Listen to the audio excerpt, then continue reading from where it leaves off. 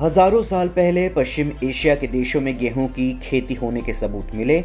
इसके अलावा तुर्की, इराक और मिस्र में भी खुदाई के दौरान गेहूं के दाने मिल चुके हैं, जो तकरीबन 6000 साल पुराने बताए जाते हैं।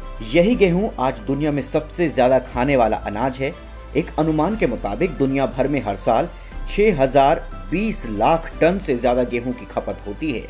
गेहूं की सबसे ज्यादा खपत चीन में होती है, उसके बाद नंबर आता है हिंदुस्तान का। आज इसी गेहूं की दुनिया भर में मारामारी हो रही है। पहले कोरोना और फिर रूस यूक्रेन युद्ध की वजह से गेहूं की सप्लाई पर असर पड़ा है। सप्लाई कम होने और डिमांड बढ़ने से गेहूं और आटे की कीमत बढ़ने लगी। एक साल में ही भारत में गेहूं और आटे की कीमत में 20% तक का उछाल आ गया। गेहूं की कीमतों पर काबू पाने के लिए अब केंद्र सरकार ने इसके निर्यात पर रोक लगा दी है। भारत दुनिया के उन देशों में है जो गेहूं का सबसे ज्यादा निर्यात करते हैं। गेहूं का सबसे ज्यादा उत्पादन भी चीन के बाद भारत में ही होता है। अमेरिका के एग्रीकल्चर डिपार्टमेंट के मुताबिक 2021-22 में दुनिया भर में 7,793,000 टन गेहूं का उत्पादन हुआ, जिसमें से 1,113 लाख टन गेहूं भारत में ही पैदा हुआ। इसे ऐसे समझिए कि दुनिया में पैदा होने वाले हर 100 किलो में से 14 किलो गेहूं भारत का होता है। भारत में हर साल हजारों लाख टन गेहूं का उत्पादन होता है। 2021-22 में भारत में गेहूं का 1,113 लाख टन गेहूं पैदा हुआ था। अब सवाल ये उठता है कि गेहूं का इतना उत्पादन तो फिर कमी कैसे हो गई। इसकी एक वजह है गेहूं के स्टॉक में गिरावट और एमएसपी पर गेहूं की खरीद में कमी। भारत में गेहूं का stock food corporation of India FCI करता है। FCI के मुताबिक मई 2021 में 525 लाख टन से ज्यादा गेहूं का स्टॉक था, जो मई 2022 में घटकर 303 लाख टन हो गया।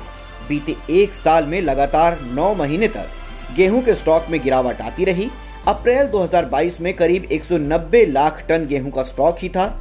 हालांकि मई में इसमें थोड़ा सुधार हुआ, फिर भी ये पिछले साल के मुकाबले 42% से ज्यादा कम है। गेहूं के स्टॉक में कमी की एक बड़ी वजह एमएसपी पर गेहूं की खरीद में आ रही गिरावट भी है। इस साल के लिए सरकार ने 1 क्विंटल गेहूं पर 2015 रुपए की एमएसपी तय की है, जो कि मार्केट रेट से कम है। FCI के मुताबिक चालू वित्तीय वर्ष 2022-23 में सरकार ने एमएसपी पर 178 लाख टन गेहूं खरीदा, जबकि टारगेट 195 लाख टन का था। बता दें कि गेहूं की खरीद रबी सीजन में लगभग जून तक होती है। इस लिहाज से यह आंकड़ा अभी थोड़ा और ऊपर जा सकता है, लेकिन फिर भी ये बीते सालों के आंकड़ों के मुकाबले कम रहेगा, ऐसा पूरा अनुमान है।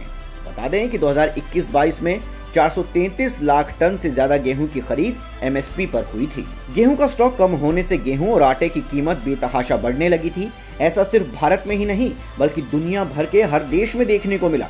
इसकी एक वजह रूस यूक्रेन जंग भी है। रूस और यूक्रेन की जंग की वजह से गेहूं की सप्लाई पर असर पड़ा। भारत में भी गेहूं और आटे की कीमत तेज होने लगी थी। डिपार्टमेंट ऑफ कंज्यूमर अफेयर्स के मुताबिक अभी भारत में 1 किलो आटे की कीमत करीब 30 रुपए है। एक साल पहले तक 1 किलो आटा 25 रुपए का आता था, यानी एक साल में ही 1 किलो आटे पर 5 रुपए बढ़ गए। गेहूं और आटे की बढ़ती कीमत को काबू करने के लिए सरकार ने निर्यात पर रोक लगा दी। सरकार को उम्मीद है कि निर्यात बंद होने से देश में गेहूं और आटे की कीमत में कमी आएगी। हालांकि इससे दुनिया में गेहूं की कीमत में 6% का उछाल आने की आशंका बढ़ गई है। भारत दुनिया के सबसे बड़े गेहूं निर्यातक देशों में से एक है। 2021-22 में भारत ने रिकॉर्ड 70 लाख टन गेहूं का निर्यात किया था। वहीं 2020-21 में भारत ने 21.55 लाख टन गेहूं बाहर बेचा था। भारत का सबसे ज्यादा गेहूं बांग्लादेश में जाता है। ऐसे में बांग्लादेश के सामने खाद्यान्न संकट खड़ा होने का डर सता रहा है। गेहूं की कमी का भारत और दुनिया पर क्या असर होगा, ये जानना भी बेहद जरूरी है।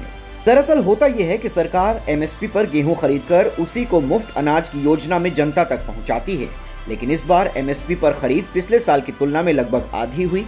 अब सरकारी योजना में गेहूं का कोटा कम कर दिया गया है। एक रिपोर्ट्स के मुताबिक प्रधानमंत्री गरीब कल्याण योजना में करीब 55 लाख टन गेहूं को चावल से रिप्लेस कर दिया गया। वहीं नेशनल फूड सिक्योरिटी एक्ट के तहत 61 लाख टन गेहूं को चावल से रिप्लेस किया गया, यानी मुफ्त अनाज और राशन की दुकानों पर गरीबों को अब गेहूं की बजाय चावल मिलेगा। दुनिया पर क्या असर होगा, ये जानना भी जरूरी है। ग्लोबल फूड क्राइसिस की रिपोर्ट के अनुसार पिछले साल दुनिया भर में 19 करोड़ से ज्यादा लोगों के सामने खाने का संकट था। ये संख्या 2020 की तुलना में 4 करोड़ ज्यादा है। वहीं 53 देश ऐसे हैं जिन्हें तत्काल मदद की जरूरत है। रिपोर्ट में चेतावनी दी गई है कि 2022 में खाने का संकट 2021 की तुलना में और बढ़ सकता है। आपको हमारा ये वीडियो कैसा लगा, इसके लिए आप हमें कमेंट्स कर बता सकते हैं। हमारे इस वीडियो को लाइक करिए, शेयर करिए और चैनल को सब्सक्राइब करिए।